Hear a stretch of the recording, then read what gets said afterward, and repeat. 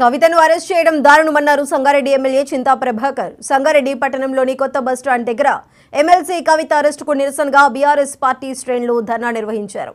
ఇతర రాజకీయ పార్టీలను అణిచివేసే ధోరణిని ప్రధాని మోదీ ప్రభుత్వం మానుకోవాలన్నారు ఎమ్మెల్యే చింతా ప్రభాకర్.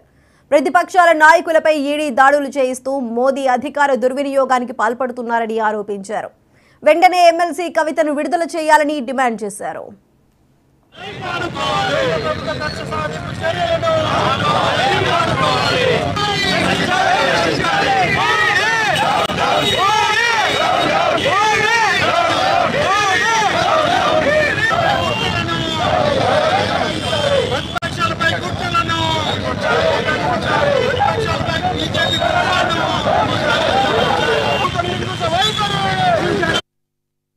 కవిత ఎమ్మెల్సీ గారి అక్రమ అరెస్ట్ను తీవ్రంగా ఖండిస్తూ మరి ఈ అరెస్టు వెనకాల మరి చోటేబాయ్ అయినటువంటి ఈ రాష్ట్ర ముఖ్యమంత్రి బడేబాయ్ అయినటువంటి ప్రధానమంత్రి మోడీ గారికి చెప్పి మరి ఏం చెప్తే అది చేయటం అనేది ఆనవాయితీ అయింది.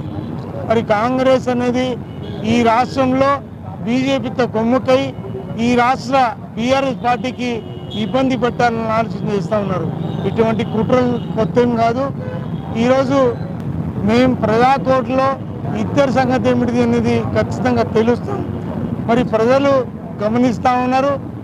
ఎట్టి పరిస్థితుల్లో ఈ అక్రమ కేసులు సుప్రీంకోర్టులో పెండింగ్లో ఉన్నటువంటి మరి కవితని అరెస్ట్ చేయడం అనేది ఈరోజు సభ్య సమాజం చిక్కుపడుతూ ఉన్నది. ఈరోజు ఏ తప్పులు చేసినా ఎన్ని తప్పులు చేసినా మరి ఆ పార్టీలో బీజేపీ పార్టీలో జాయిన్ అయితే తప్పులన్నీ మాఫీ అయి వాళ్ళు పునీతులైపోతారు.